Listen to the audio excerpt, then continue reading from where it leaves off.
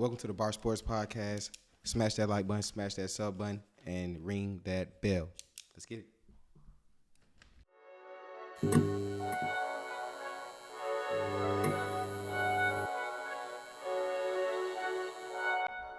Welcome back to the Bar Sports Podcast. New CBA is out in the NBA, for the NBA. We're going to be going through a couple things, explaining what it is and our thoughts on it. First we want to talk about the cap and the luxury tax. I know AJ just read that, so I know he probably be able to summarize this luxury, this CBA shit is hard to decipher, but they boosted the luxury taxes, obviously. So now the teams are going to be able to, spend more money willingly to go get players and assets for the team. That's pretty much what it is. How do you basically the teams can go acquire more expensive players, if that makes sense. So you can there's no limit on how many max deals you can have and stuff like that. How do you feel about that?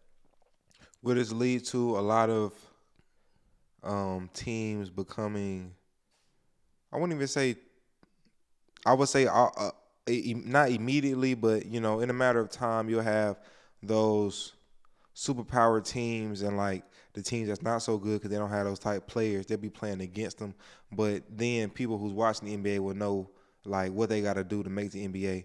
So eventually, it'll be right back to where it is now. I mean, it will probably be potential disaster. It could be a potential, we go get 5 great players on one team because we got the money for it. But you could also just give the wrong people that contract. Yeah. You know what I'm saying? Because there's no, limit on how much you can pay a certain person and stuff like that. So you're not waiting on max deals and shit like that. If another team can match the team that the person's been playing with their whole career to pay you and meet the shit, like they're gonna be able to go to other teams and still make the same amount of money. I don't know. I get it, but it kind of helps the way that people are moving into free agency because people like to demand a certain amount of money, and stuff like that. But it's still gonna be a lot of bad contracts just because they got all that free space to throw money around. Free agency.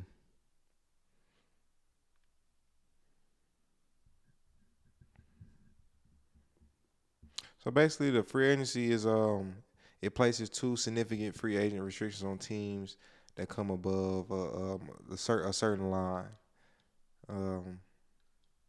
So in the past, the rule that they implemented wouldn't have allowed Gallinari to the Celtics, Dante DiVincenzo to the Warriors, Joe Ingles to the Bucks, and John Wall to the Clippers.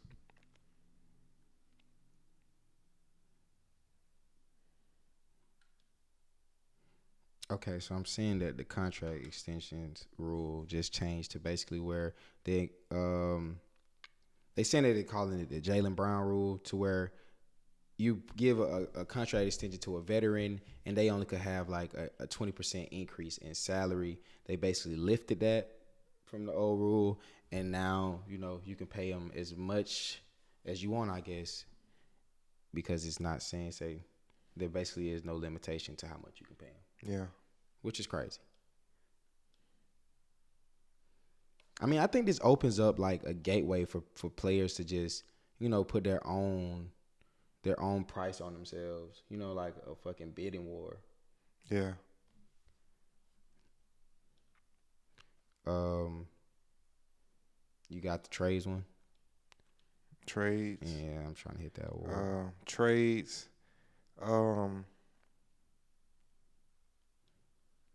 Yeah.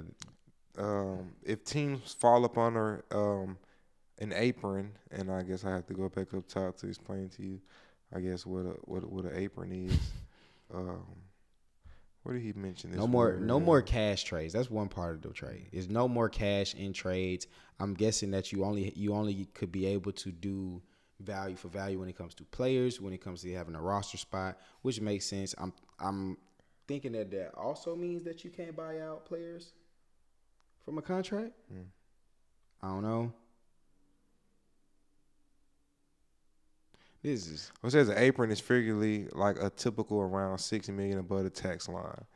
So basically, when teams go above the tax line, you put an apron on, and then there will be a second apron, so it goes 12 if it million. goes 17.5 million above the tax line. Okay. It would trigger a host of restrictions that will cover certain sections.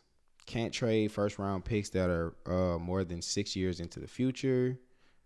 The NBA used to allow that for 7, but now it's 6.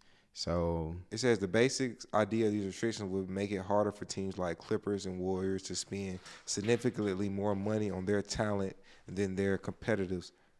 But we should know that these restrictions will only make it harder for teams to acquire new expensive players. Mm-hmm. So you people basically just can't keep building on stacking their team because other players will be able to acquire the same people. It wants the NBA teams to be able to keep their players. It just doesn't want the rich to get richer. Right, because you already got good players. It's supposed to stop the super teams, but at the same time, is it really going to stop the super teams? No, or is it just going to make other super teams for more, loved areas? People want to stay in the LA. They might just all pile up in LA. People want to stay in Atlanta, might just all pile up in Atlanta because they can get the money. Okay, one of the new awards things that I already heard beforehand was that in the All NBA selection that it is positionless All NBA selection. So no longer, I have to put a guard here. You know how it used to be guard, forward, big. Now it's gonna be like shit. If the best 5 players in the league is all bigs, the All NBA is gonna be a big. How you feel about that? I like it.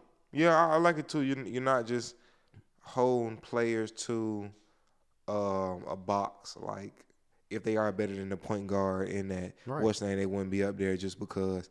But I still do get, because it is a team thing, so it's kind of like first NBA team. Now, should it be first NBA players? Would that be a better name? And also they say they did this because Supermax eligibility is tied to individual awards.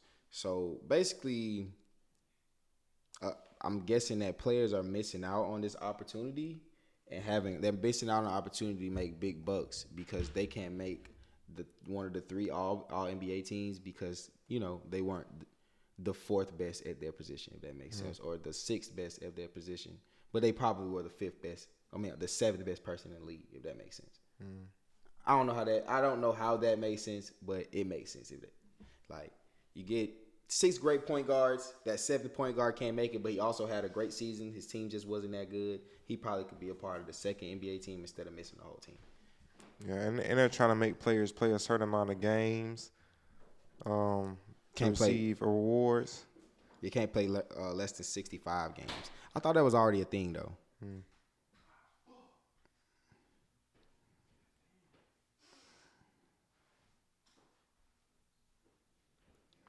NBA draft, they did not waive the age required for, so I wish.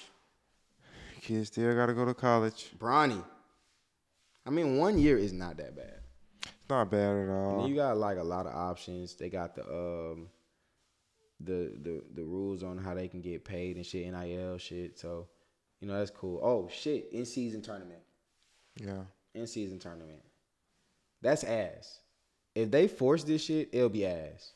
It's already. I think that's already in because they said they want to do $500,000 per player for. Why would they do this though? What's the purpose of an in-season tournament? What is that? To keep the ratings are probably low. They're trying to. We're not watching this shit for ratings. We're watching this shit for the sport. We're not watching this shit just to see a random ass tournament. Bro. We already watching. They trying to get more eyeballs on it. So what we gonna be like? Oh, shit. KD won the mid-season tournament. Who gives a fuck? That don't make you no GOAT. That don't make you shit. Who cares? This is not AAU, bro. This is the NBA. We can wait 82 games to see a fucking playoff. Yeah. And the playoff is not as interesting when somebody already won a fucking tournament mid-season. How does that? And then what if somebody get hurt in this bullshit? What if somebody get hurt for the fucking season playing this bullshit? Well, they already playing games. Exactly. You're already playing enough games. And then you out there, you gonna throw fucking a mid-season tournament in the shit? What, you gonna give them a 2-week break after the mid-season tournament too? It doesn't make sense to me, bro. And then what is it gonna be like? It says we know very little about the structure, but at least for now, it has been reported that the tournament will use pool play to determine a final 8 that will be moved to a single elimination style tournament. Here's the problem: there are 30 teams Pool in the play, NBA, so everybody make it. and 30 isn't divisible by 8. The NBA can't create 8 even pools, so it would be 6 pools of 5 and 2 wild card teams moving on, despite losing within their group. So what does this do? Like change the rankings after they win? That's ass. Well, there are very few. They haven't really talked about how they're gonna do it for real, but they just talked about it. It said the league could fairly easily group the teams, the winner, into 8 pools and have the winner each advance to the knockout stage. In fact, this would create an ideal opportunity for divisional realignment. Divisions have largely become irrelevant in modern NBA. No cap though. It's kind of like you know, like the NFL. You win your division, you make the playoffs. It's only 4 teams. It's 5 in the NBA, so it's like it's always that one. It's always that, you know how it's always them 2 ass teams in the NFL. It's 3 in the NBA. So it's like, of course you don't care about the division because there's so many teams trying to make the conference. You watching the conference all season. Of course you're not gonna care about the division. You're not gonna care. Why would you care? I'm still not gonna care. Mid-season tournament, still not gonna care. Unless it's just like, oh, they got to play against each other in the pool tournament. Is it a 1-game tournament? Is this whole tournament gonna be 1 game? It said eventually it is. They said it is eventually single game elimination. And that'll be way more interesting. So what does that make this like? I'm just trying to figure out if this is a tournament for a trophy or is this a tournament for seeding? Because if it's a tournament for a trophy, it's just for money though. It's just a cash tournament. So why not do this shit All-Star break week or some shit? Like, that's what it seems like. It's just cash. That's ass. Why do we want to watch them go make money? Like, we do that every night. If there's no benefit to this tournament, I guess I like watching basketball, so I'm gonna watch it. But I just don't get the purpose. I think it's unnecessary hooping. Yeah. I think it's just extra unnecessary games. If you want to do this, just put fucking 100 games in a season. If you want to play more games. That's it, man. Hope you guys read over the CBA news, man. It's a lot in there. Let us know, man. The bar. Hella a lot.